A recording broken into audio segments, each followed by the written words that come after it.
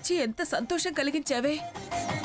నా బాధ తెలుసుకుంటుంది, నన్ను సంతోష పెట్టడానికి వస్తుంది అని నా మనసు నీ గురించి క్షణం ఆలోచించలేకపోయింది. ఆ గోడ మీద తలకాయ నువ్వు ముగ్గులు బాగా వేస్తావని వాటిలోకి రంగులు తెచ్చిందే. నువ్వు రావని రంగులొద్దని తిట్టాను. పొరపాటు చేశానే. ఎత్తుతాను, రంగులని ఎత్తుతాను.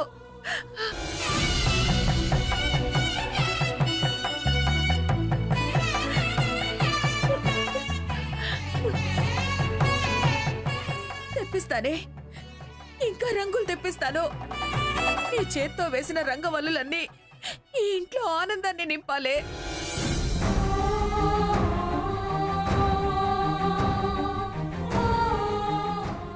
అల్లుడు గారు అక్కడే నిలబడ్డారే, లోపలికి రండి.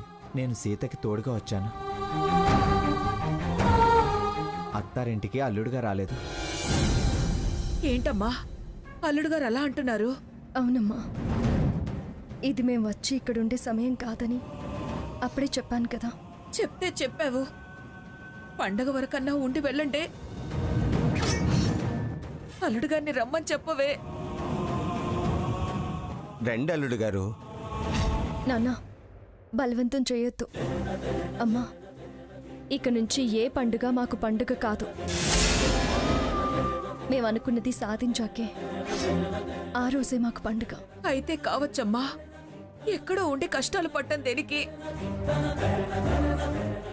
నీకేదన్నా బాధ కలిగినప్పుడు అమ్మా నీ ఒళ్ళో తల పెట్టుకుని పడుకుంటాను అనేదానివి కదా.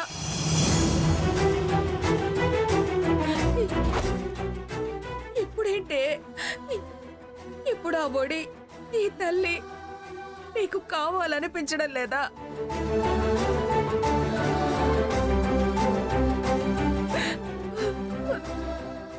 ఉందమ్మా. అమ్మ అంటూ నీ గుండెల మీద వాలిపోయి బోర్న ఏడవాలనుంది. కానీ ఈ గుండె బరువు తగ్గిపోతుందమ్మా. తేలిక పడిపోతాను. అలా కావడం నాకు ఇష్టం లేదు. స్వర్ణతో అన్న మాటలే నా గుండె చప్పుల్లో ప్రతి క్షణం వినపడుతూ ఉండాలి. అది కాదమ్మా సీత. అమ్మా, ఇప్పుడు మేము ఇక్కడికి వచ్చింది కూడా స్వర్ణ నా మీద మరొక నింద వేయడానికి అవకాశం ఇవ్వకూడదని. ఏమిటమ్మా నువ్వనేది? వాళ్ళవి అనుకున్నవి కొన్ని ఇక్కడ ఉండిపోయాయి. వాళ్ళవి వాళ్ళకి అప్పగించేస్తేనే కానీ మేము మా కాళ్ల మీద నిలబడి మా తెలివితేటలతో మేము ఎదిగామని అనిపించుకోలేము.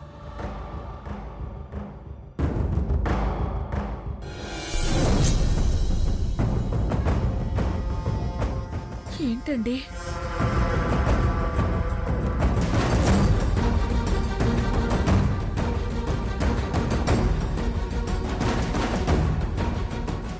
ఏంటి ఆ కాగితాలు? ఈ ఇల్లు నా పేరు మీద రాసింది కదమ్మా. స్వర్ణ అన్నట్టు వాళ్ళవి అన్నవేవి నా దగ్గర ఉండకూడదు. వీటిని ఆధారం చేసుకుని వద్దు.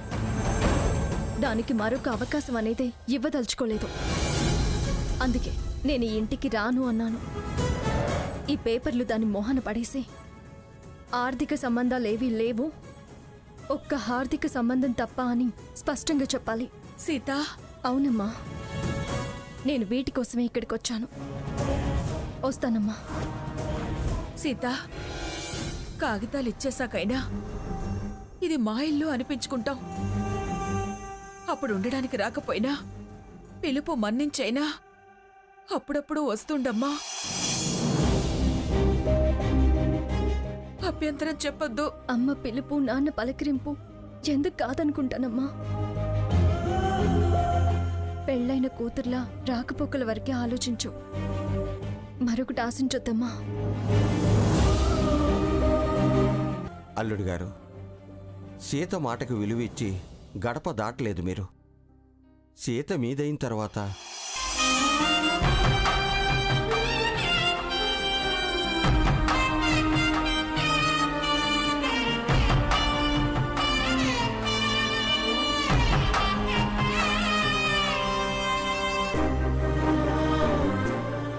మామయ్య గారు, సీత చెయ్యప్పుడు నా చేతిలోనే ఉంటుంది. మీరు తనకే కాదు, నాకు తల్లిదండ్రులతో సమానం. తన అడుగుల వెంటే నా అడుగులు ఉంటాయి. మాలో వెనక ముందులో ఉండవు.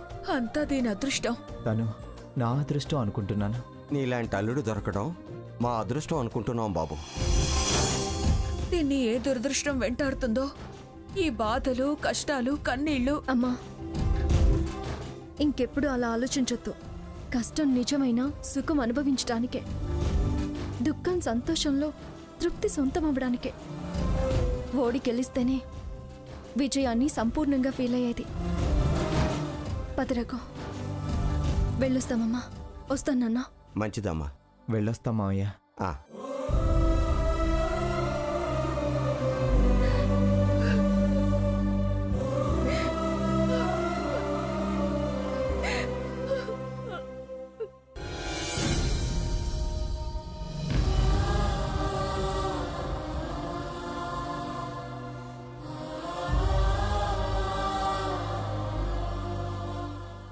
అమ్మమ్మ గారు, అమ్మమ్మ గారు,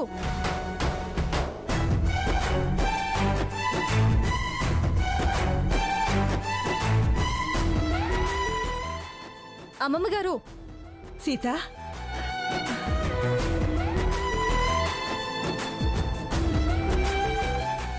ఏమండి, సీత పిలుస్తున్నట్టుందండి. పిలిచేదేమిటే? సీత వచ్చింది. అవునా?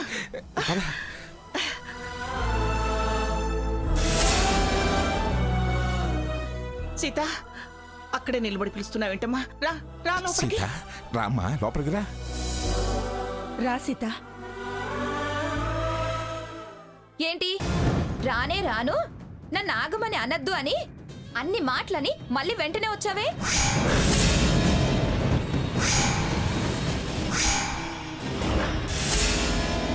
అప్పుడు బతిమలాడి పిలవలేదని మళ్ళీ పిలిస్తే లోపలికొచ్చి సంధి ఏర్పాటు చేసుకోవడానికి వచ్చావా? స్వర్ణ, ఏం తాతయ్య, నేను తప్పుగా మాట్లాడుతున్నానంటారా? వాళ్ళొచ్చింది అందుకేగా. అయితే ఏమిటి, రాకూడదంటావా?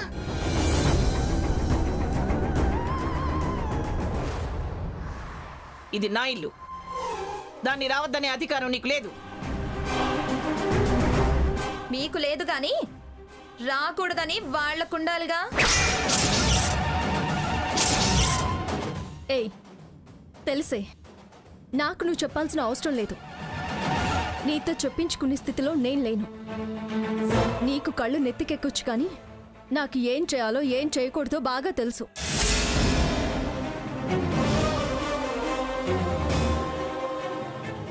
నీలా మతిస్థిమితం తప్పిందాన్ని కాదు నేను. నీకెందుకు తప్పుతుంది? నీ ధ్యాసంతా ఎలా సగం ఆస్తి దక్కించుకోవాలా అని. నోర్ముయ్, ఆ మాటకే ఇక్కడ ఉండకూడదని వెళ్ళిపోయాను. వెళ్ళినట్టే వెళ్ళి మళ్ళీ వచ్చావు కదా. నేనేమి ఇక్కడ ఉండిపోవడానికి రాలేదు.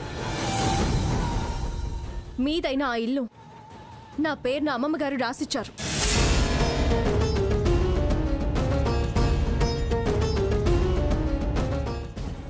ఆ విషయంలో గతంలో చాలాసార్లు గొడవలు జరిగాయి.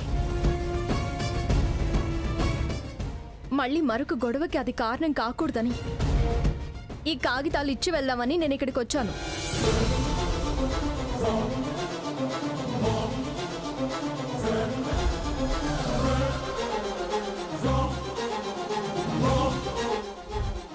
ఇవిగోండి అమ్మమ్మ గారు, ఆ ఇంటి కాగితాలు నా పేరు మీద ఉన్నాయి.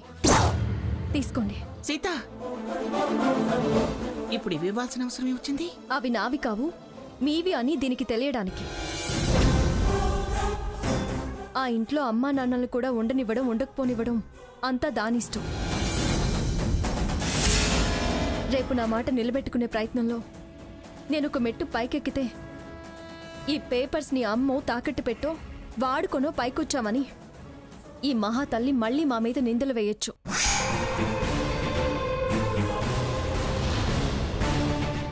అందుకే వీటిని మీకిచ్చి మేము ఉత్త చేతులతోనే ఇక్కడి నుంచి వెళ్ళిపోయామని అనిపించుకోవడానికి.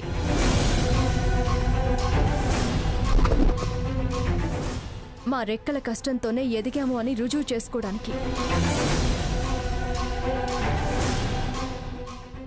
స్వర్ణ, నమ్మవే, కనీసం ఇప్పటికైనా నమ్ము. ఆశయానికి కట్టుబడేదాన్ని కానీ ఆశకి పోయేదాన్ని కాదు అని. హ, మంచిది. ఎటు తిరిగి గొప్ప అనిపించుకోవడానికేగా. నీ ప్రయత్నం మాకు తెలుసు. ఇలాంటి ట్రిక్స్ తో కాదు, మాట నిలబెట్టుకొని చూపించు. అందుకేగా ఈ కాగితాలు కూడా ఇచ్చి వెళ్ళడానికి వచ్చింది. మళ్ళీ ట్రిక్స్ అంటే వెంటి స్వర్ణ? వారి గురించి తెలుసు కాబట్టే అన్నాను. వారనుకున్నది విన్నదాన్ని కాబట్టే అనాల్సి వస్తుంది. ఎందుకే మళ్ళీ మళ్ళీ అదే మాట అంటున్నావు? ఎన్నిసార్లన్నా అది నిజం కాదు, ఎవరు నమ్మరు కూడా. అయినా నేను ఇక్కడికి నీతో పంచాయతీకి రాలేదు. నేను వెళ్ళొస్తాను మమ్మగారు. వెళ్ళొద్దు సీత, మేము తన మాటలేం నమ్మటం లేదు. ఎందుకమ్మా ఈ పంతాలు? క్షమించండి అత్తయ్య గారు. వెళ్ళొస్తాను తాతయ్య గారు. పదరగు.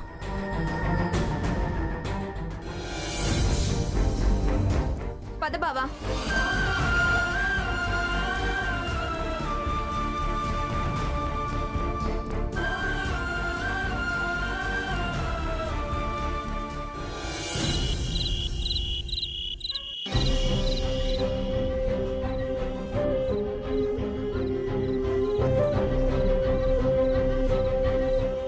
అత్తయ్య గారు, ఏమిటి? భోజనం చెదురుగాని రండి. వద్దు, నాకు ఆకలిగా లేదు. మీ బాధ నేను అర్థం చేసుకోగలను అత్తయ్య. కానీ మీరు ఇలాగే అన్నం వద్దంటే మీ ఆరోగ్యం మిమ్మల్ని ఆందోళనలో పడేస్తుంది. బాధతో అన్నం సహించకపోవచ్చు, కానీ ఆరోగ్యం సర్దుకుపోదు కదా. నా మాట విని కొంచెం మజ్జిగన్నమైన తిందురుగాని రండి. అదీగాక కళ్యాణం జరిపించిన వాళ్ళు ఉపవాసం ఉండకూడదు. పెళ్లి తర్వాత విందు తప్పనిసరి. ఏం సవ్యంగా జరిగిందని విందులు వినోదాలు చేసుకోవడానికి. అందుకే కదా మజ్జిగన్నం ఉంటుంది. ఆకలి కోసం కాదు, ఆరోగ్యం కోసం. పైగా అశుభమని కూడా ఉంటుంది. పదమంగా కాస్త ఎంగిలి పడుదుగానే. రెండత్తయ్య. నేను తీసుకొస్తాలేమ్మా, నువ్వు వెళ్ళు.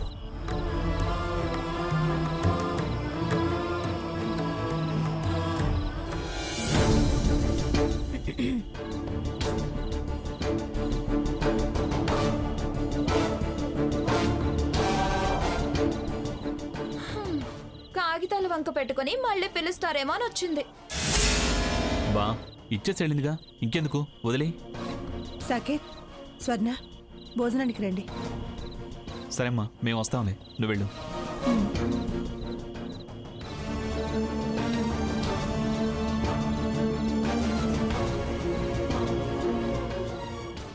వద్దు బావా, మనం వెళ్ళొద్దు. అదిగో ఆవిడ గారు కోపంగా ఉంది, ఏదో ఒకటి అంటుంది. ఏమన్నదిలే, పద వెళ్దాం.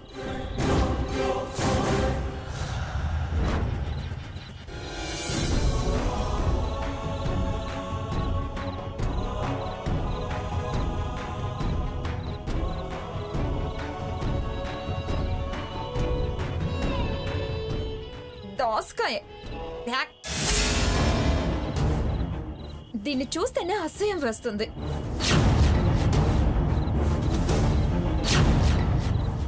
వంకాయ కూర,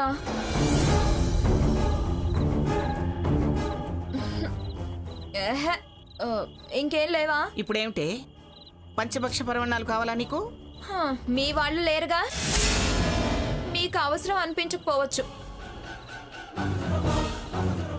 కానీ నాకివి సహించవు. సహించకపోతే పో, ముడుచుకొని పడుకో. గ్రాని, లేకపోతే ఏమిట్రా మరి? ఏదో అభోజనంగా ఉండకూడదని మనసు బాగోలేకపోయినా ఏదో ఒకటి చేస్తే దానికి వంక పెడుతుంది. అది సహించదు, ఇది సహించదు అని గుడుగుతుంది. ఎందుకట అంత బాధ పోయినోళ్ళ గురించి?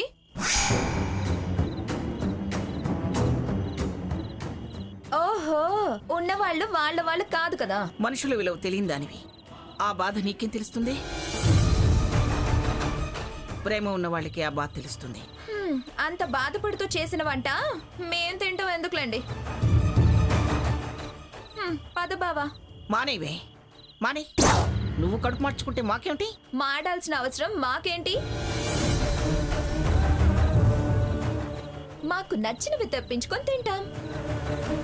కాల్ చేస్తే కావలసినవి వాకిట్లో ఉంటాయి.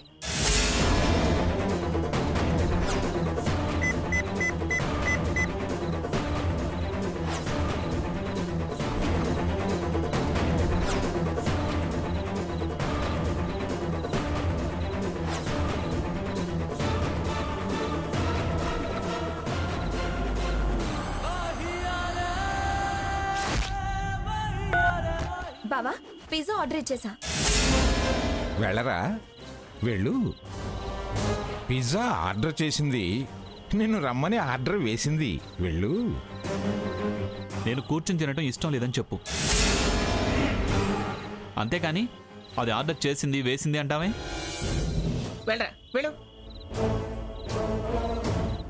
ఇద్దరికిద్దరే అవతల వాళ్ళని అనడం బాగా నేర్చుకున్నారు. రే సాకేత్, నీ మాట మారింది, నడత మారింది. పోరా పా. గ్రానీ, ఇంకా ఎందుకురా గ్రాని అని కళ్ళు రుమ్తావు? అది గుప్పెట పెట్టుకుంది, నువ్వు దాని కొంగు వదలవు. మీకు ఏదన్నా తప్పే అవుతుంది. పద.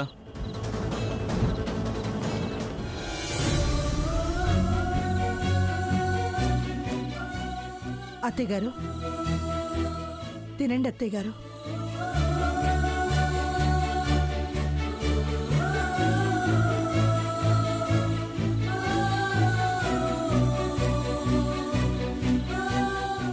తినండి మావయ్య గారు.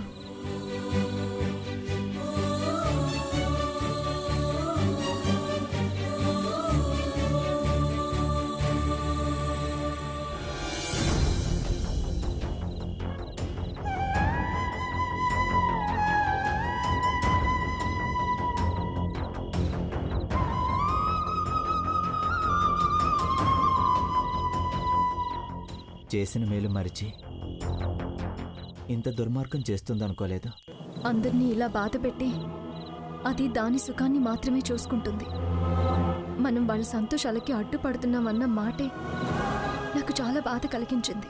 అయ్యో, బాధపడతారని ఆలోచించే మనసే ఉంటే ఇంత మూర్ఖంగా ప్రవర్తించదు. పాపం అమ్మమ్మ గారు తాతయ్య గారు ఎంత బాధపడుతున్నారు.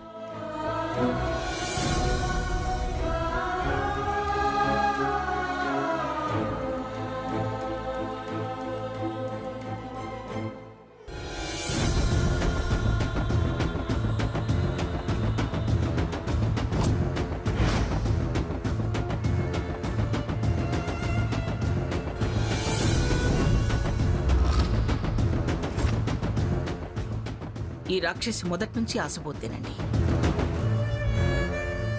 దాని గుణం మొదటిసారి మన ఇంటికి వచ్చినప్పుడే తెలిసిపోయింది. అక్క అక్క అంటూ అంతా అపేక్ష పడేది ఎలా మారిపోయింది. అంతా దొంగ ప్రేమ. సీత వాళ్ళ సంసారం బాగుండాలని ఎన్ని తప్పులు నెత్తినేసుకుంది. కృతజ్ఞత లేని మనిషి, ప్రేమ ఆపేక్ష లేని పాషాణం. దీని వెనక ఆ భాగీరథి ఉందేమోనని నాకు అనిపిస్తుందండి. దీని మూర్ఖత్వం ఎంతకు దిగజారుస్తుందోనని భయమేస్తుందండి. మనుషులంటే పడకుండా ఇలా సొమ్మే ప్రధానం అనుకుంటే రేపు మనతో మాత్రం సఖ్యంగా ఎలా ఉంటుంది మంగా? సర్దుకోకపోతే అదే సన్యాసం పట్టిపోతుంది. అది ఎన్ని పిల్లి మొగ్గలేసినా పూచిక పుల్ల కూడా పంచిచ్చే ప్రసక్తే లేదు. పంతాలకు పోతే శత్రుత్వాలు పెరుగుతాయి. మనం జారి పడితే వాళ్ళిప్పుడు జారి పడతారండి, పాతాళానికి పడిపోతారు. మళ్ళీ అందరం కలుస్తామంటావా మంగా? దీని ఆటలు సాగనివ్వకపోతే, సావాసాలు కత్తిరిస్తే అదే దారిలోకి వస్తుంది. పాపం సీత, రఘురాం ఎక్కడున్నారో, ఎంత బాధపడుతున్నారో. గుండె తరుక్కుపోయే మాటలంది. అసలే మనసు మెత్తని మనిషి. అదెంత కుమిలిపోతుందో ఏమిటో. ఇద్దరే మంచి తప్ప మరొకరికి అన్యాయం తలపెట్టని మనుషులు వాళ్ళు. వాళ్ళ మీద అబద్ధాలు మోపి ఆత్మాభిమానం దెబ్బతినేలా చేసింది అది. వాళ్ళు గెలుస్తారంటావా మంగా? గెలిచి చూపిస్తుందండి సీత.